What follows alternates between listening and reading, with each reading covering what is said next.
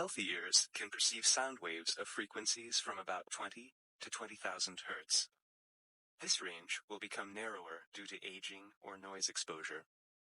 Sound waves create signals in the inner ear, which are transmitted to the auditory cortex by the cochlear nerve and auditory pathway. The sense of sound is produced in the auditory cortex. Sound waves are directed into the external auditory canal by the auricle. Sound waves cause the eardrum, which closes the auditory canal, to vibrate.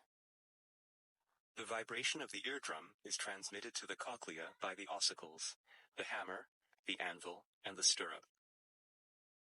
The base of the stirrup fits snugly into the oval window of the cochlea. The basilar membrane is located inside the cochlea. It runs along the tip of the cochlea, where it turns back and continues in Reissner's membrane. The membranes divide the cochlea longitudinally into three cavities: the scala tympani, the scala media, and the scala vestibuli. The cochlea is filled with a fluid, which is vibrated by the stirrup.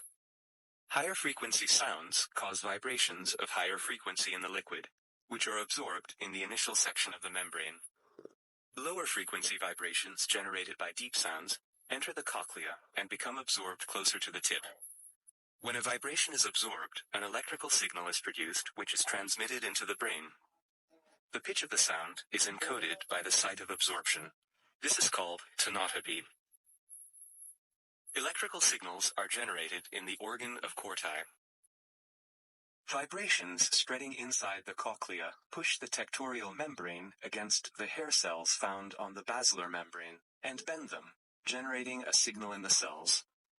Thus, the organ of Corti transforms vibrations into electrical signals, which are transmitted into the brain by the cochlear nerve, and then into the auditory cortex by the auditory pathway. Finally, the sense of sound is produced in the cerebral cortex.